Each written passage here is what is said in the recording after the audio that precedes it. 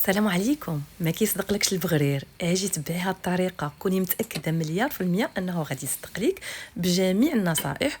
وكيف كتشوفوا هاد المقله اللي فيها نقيطه حمراء هي اللي كانت طلعت ليا ترند في الفيديو اللي قبل، وقلتوا لي حيت مقله ما كتلصقش. فغنستعمل معكم اليوم هاد المقله العاديه اللي الثمن ديالها رخيص بزاف، وغتلقاوها غير في السوق في اي بلاصه. فاول حاجه هنا غادي نحتاجوا، سواء بغيتوا تخدموا كيف غندير انا او لا غتحتاجوا الطراب الكهربائي غديروا مباشره. هنا غنستعمل سميده رقيقه، فانا كنستعمل سميده رقيقه نوعيه جيده. غندير هنا 2 كيسان. الكاس اللي غتعبروا به، بالنسبه للكاس اللي غتعبروا به هو اللي غتعبروا به الماء. فغندير هنا 2 كيسان ديال سميده رقيقه ونص كاس ديال دقيق فورس. كيف قلت لكم، سواء درتو كاس كبير غتبقاو تعبروا به حتى الاخر، سواء كاس صغير تعبروا به حتى الاخر. غناخذ معلقه صغيره، غندير غير شويه الملحه، يعني عينكم ميزانكم. هاد الملحه هادي كتملح بزاف، فداكشي علاش ندير شويه. وبالنسبه للخميره حتى هو غندير غير شيشه خفيفه، يعني معلقه صغيره ما غتعمروهاش ديال الملحه، ديال الخميره عفوا. سواء هاد الخميره ديال الخبز بغيتو ديروها ولا بغيتو تستغناو عليها، بحال غير هي كتعطي كتزيد واحد اللمعه، كيف كنقولوا حنا كتزيد واحد البنه ديالها. فغندير هنا 2 خمارات ديال الحلوه، وزن 7 غرام اولا 8 غرام بحال. وغادي نخلط المكونات هما الاولين. بالنسبه كيف قلت لكم الكاس اللي كتعبروا به السميده والفورص هو نفسه اللي غنعبروا به الماء. سبق قلت لكم 2 كيسان ديال السميده رقيقه ونص كاس ديال الفورص اولا دقيق الابيض. دقيق السميده رقيقه هي اللي كنديروا بها البغرير وكنديروا بها الحرشه. هنا غندير 3 الكيسان ونص، يعني 3 ونص ديال الماء من الاحسن بغيتو ديروا غير العادي، يعني من الروبيني، او لا بغيتو غير تصهدوه، يعني يشم الصهد، يعني يشم العافيه. ما كنخليوش حتى كيطيب الماء الا فات سخن، يعني ما تيكون سخون بزاف، يكون فايت الدفا كيف كنقولوا حنايا. كيدير لنا دوك الخيوطه، بالتالي كيخسر لينا البغرير. يعني سواء بغيتي ديروه من الروبيني عادي او لا يشم السخونيه، يعني تحطوه فوق العافيه وتحيدوه ديك الساعه. صافي من بعد غادي نخدموه.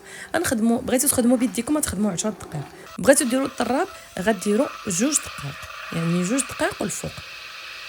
صافي حتى السميده الرقيقه اللي كتبان لكم، حتى هذيك السميده كتولي دايبه، يعني كتحسوا بها، يعني تخلطات مع داك الفرص وما بقاتش ما بقاتش محربله، يعني ما بقاتش قاصحه. بالنسبه للناس اللي بغاو يديروا السميده البيضاء فرا نفس الطريقه ونفس المكونات. السميده البيضاء حتى هي كتجي زوينه وكتجي مزيانه، غير هي ترقوها، يعني ملي تبغيو تخدموا بها في المقله غترقوها. هنا مباشره غنخدموا. هنا كيف وريتكم ما غنستعملش هذيك المقله اللي كلشي بدا كيقول لي لا راه هاد المقله هي اللي كتخرج البغرير زوين، وهذه انا وريتها لكم. غنستعمل هاد المقله العاديه، تقريبا الثمن ديالها 20 درهم حتى 30 درهم على حساب الناس اللي كيبيعوا في السوق. فهنا كيف كتشوفوا هي متوسطه، يعني ما كبيراش بزاف. غنديروها على نار ما كتكونش حتى هي مجهده. هنا كيف كتشوفوا العافيه كتكون خفيفه. وبالطبع غنوريكم الطريقه باش ما تبقاش تلصق لكم، يعني هاد المقله ما كتلصقش وما كتبوقش لكم مع المده من الوسط. هنا كيف شعلت على البوطه غادي ندير مباشره كيطيب، يعني خليتها واحد 2 دقائق، ما كنخليهاش تخمر، يعني مباشره كنديرها طيب. هنا كيف كتشوفوا طابتها كطيب بواحد السرعه وكطيب زوينه، وكيجي من الاول، يعني من الاول ديال البغرير حتى الاخر ديال البغرير ناجح 100%. فانا غنوريكم حتى الاخر بغريره غادي نطيبها.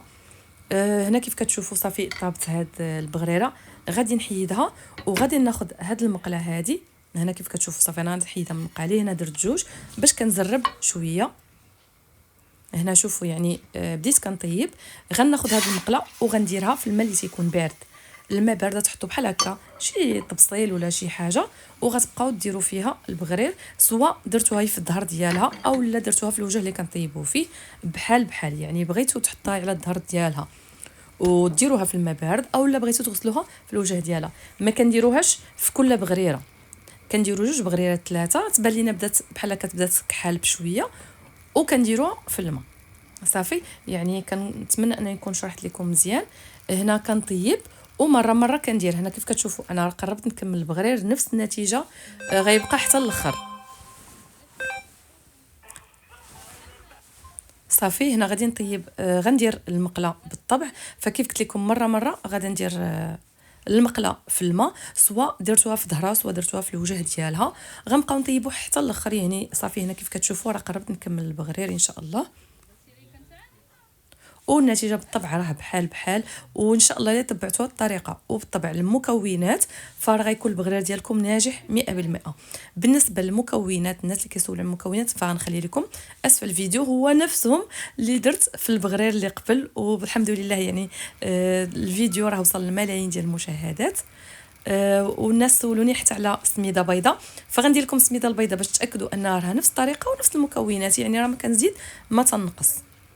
صافي هنا كيف كتشوفوا ها هي باقا سخونه وكتجي زوينه بزاف وكتجي كالشهده من الاول حتى الاخر. فهنا كيف كتشوفوا صافي راه كملت بالطبع نفس البغريره تبقى عندكم ونفس النتيجه.